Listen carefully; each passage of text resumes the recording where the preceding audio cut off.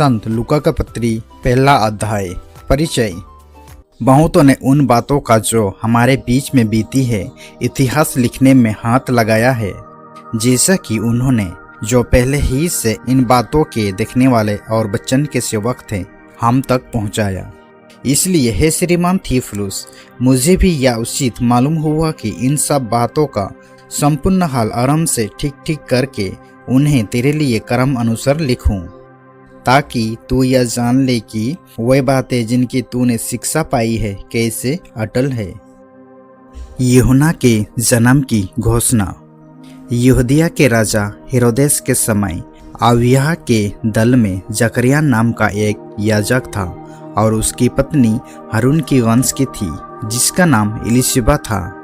वे दोनों परमेश्वर के सामने धर्मी थे और प्रभु की सारी आज्ञाओं और विधियों पर निर्दोष चलने वाले थे। उनके कोई भी संतान ना थी, क्योंकि एलीशिबा वंश थी और वे दोनों बूढ़े थे। जब वह अपने दल की पारी पर परमेश्वर के सामने याजक का काम करता था, तो याजकों की रीति के अनुसार उसके नाम पर चिट्ठी निकली कि प्रभु के मंदिर में जाकर धूप जलाएं। धूप जलाने के समय लोगों की सारी मंडली बाहर प्रार्थना कर रही थी। उस समय प्रभु का एक स्वर्गदूत धूप के वेदी के दाहिने ओर खड़ा हुआ उसको दिखाई दिया। जकरिया देखकर घबराया और उस पर बड़ा भय छा गया। परंतु स्वर्गदूत ने उससे कहा, हे जकरिया, भयभीत ना हो, क्योंकि तेरी प्रार्थना सुन ली गई है और तेरी पत्नी एलीशिबा से तेरे लिए एक पुत्र उत्पन्न होगा और तू उसका नाम यूहन्ना रखना। तुझे आनंद और हर्ष होगा और बहुत लोग उसके जन्म के कारण आनंदित होंगे, क्योंकि वह प्रभु के सामने महान होगा और दखरस और मदिरा कभी ना पिएगा और अपनी माता के गर्भ ही से पवित्र आत्मा से परिपूर्ण हो जाएगा और इजरायलियों में से बहुतों को उनके प्रभु परमेश्वर की ओर फिरेगा। वह एलिय्याह की आत्मा के सम्मत में होकर उसके आगे आगे चलेगा कि पितरों का मन बाल बच्चों की ओर फेर दे और आज्ञा ना मानने वालों को धर्मियों की समझ पर लाए और प्रभु के लिए एक योग्य प्रजा तैयार करे। जकरिया ने स्वर्गदूत से पूछा, यह मैं कैसे जानूं, क्योंकि मैं तो बूढ़ा हूँ और मेरी पत्नी भी बूढ़ी हो गई है। स्वर्गदूत ने उसको उत्तर दिया, मैं जिब्राइल हूँ जो परमेश्वर के सामने खड़ा रहता हूँ और मैं तुझसे बातें करने और तुझे यह सुसमाचार सुनाने को भेजा गया हूँ। जिस दिन तक ये बातें पूरी ना हो ले उस दिन तक तू मौन रहेगा और बोल न सकेगा, इसलिए कि तूने मेरी बातों की जो अपने समय में पूरी होगी प्रतीति ना की। लोग जकरिया की बाट जोहते रहे और अचंबा करने लगे कि उसे मंदिर में इतनी देर क्यों लगी। जब वह बाहर आया तो उनसे बोल न सका, अतः वह जान गए कि उसने मंदिर में कोई दर्शन पाया है, और वह उनसे संकेत करता रहा और गूंगा रह गया। जब उसकी सेवा के दिन पूरे हुए तो वह अपने घर चला गया। इन दिनों के बाद उसकी पत्नी एलीशिबा गर्भवती हुई और 5 महीने तक अपने आप को यह कहकर छिपाए रखा, मनुष्य में मेरा अपमान दूर करने के लिए प्रभु ने इन दिनों में कृपा दृष्टि करके मेरे लिए ऐसा किया है। यीशु के जन्म की घोषणा। 6वें महीने में परमेश्वर की ओर से जिब्राइल स्वर्गदूत गलील के नसरत नगर में एक कुंवारी के पास भेजा गया, जिसकी मंगनी दाऊद के घराने के एक पुरुष से हुई थी और उस कुंवारी का नाम मरियम था। स्वर्गदूत ने उसके पास भीतर आकर कहा, आनंद और जय तेरी हो, जिस पर ईश्वर का अनुग्रह हुआ है, प्रभु तेरे साथ है।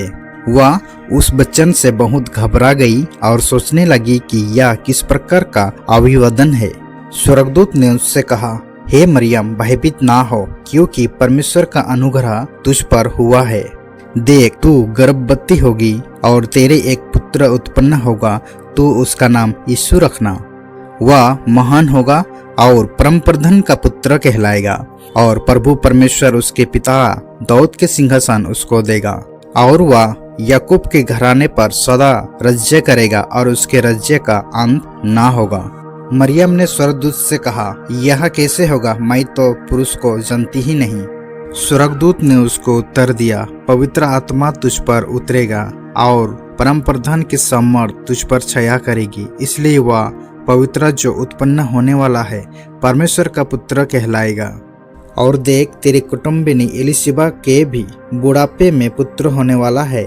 यह उसका जो बाँझ कहलाती थी 6वां महीना है, क्योंकि जो वचन परमेश्वर की ओर से होता है वह प्रभाव रहित नहीं होता।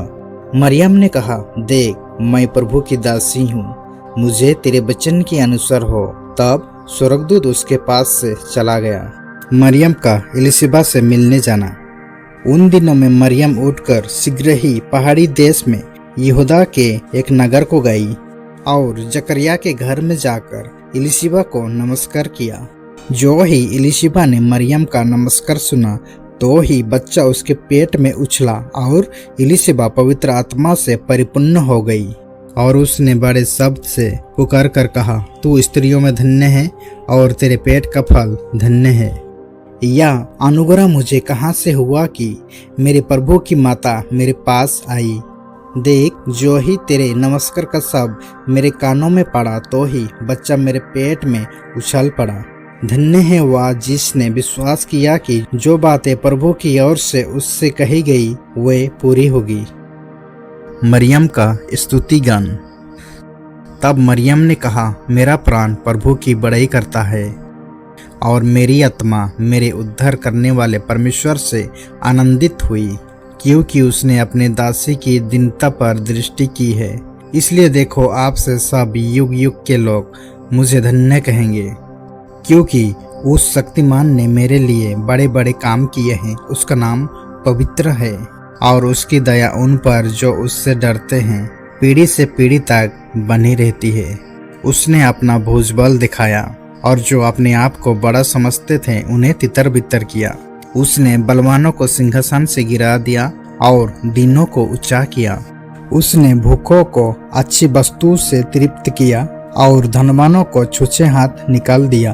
उसने अपने सेवक इजराइल को संभाल लिया कि अपनी उस दया को स्मरण करे जो अब्राहम और उसके वंश पर सदा रहेगी, जैसा उसने हमारे बाप दादों से कहा था। मरियम लगभग 3 महीने उसके साथ रहकर अपने घर लौट गई। यूहन्ना बपतिस्मा देने वाला का जन्म। तब एलिशिबा के प्रसव का समय पूरा हुआ और उसने पुत्र को जन्म दिया। उसके पड़ोसियों और कुटुंबियों ने यह सुनकर कि प्रभु ने उस पर बड़ी दया की है, उसके साथ आनंद मनाया। और ऐसा हुआ कि 8वें दिन वे बालक का खतना करने आए और उसका नाम उसके पिता के नाम पर जकरिया रखने लगे। इस पर उसकी माता ने उत्तर दिया, नहीं, वरन उसका नाम यूहन्ना रखा जाए। उन्होंने उससे कहा, तेरे कुटुंब में किसी का यह नाम नहीं। तब उन्होंने उसके पिता से संकेत करके पूछा कि तू उसका नाम क्या रखना चाहता है। उसने लिखने की पट्टी मंगाकर लिख दिया, उसका नाम यूहन्ना है, और सभी को आश्चर्य हुआ। तब उसका मुंह और जीभ तुरंत खुल गई और वह बोलने और परमेश्वर का धन्यवाद करने लगा। उसके आसपास के सब रहने वालों पर भय छा गया और उन सब बातों की चर्चा यहूदिया के सारे पहाड़ी देश में फैल गई। और सब सुनने वालों ने अपने अपने मन में विचार करके कहा, यह बालक कैसा होगा, क्योंकि प्रभु का हाथ उसके साथ था। जकरिया का स्तुति गान।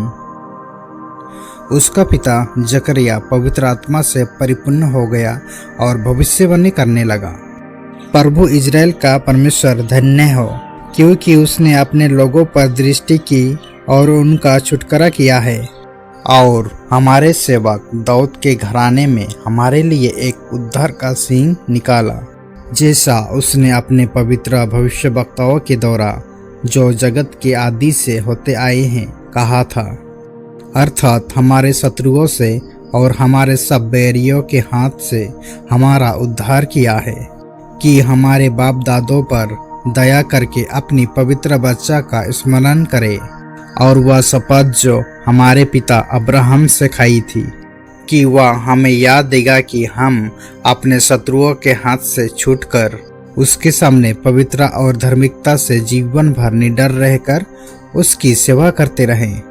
और तू हे बालक परम प्रधान का भविष्यवक्ता कहलाएगा, क्योंकि तू प्रभु का मार्ग तैयार करने के लिए उसके आगे आगे चलेगा, कि उसके लोगों को उद्धार का ज्ञान दे जो उनके पापों की क्षमा से प्राप्त होता है।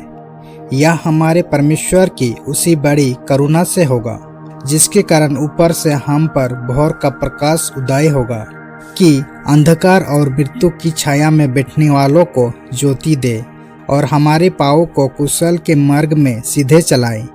और वह बालक बढ़ता और आत्मा में बलवान होता गया और इजराइल पर प्रकट होने के दिन तक जंगलों में रहा।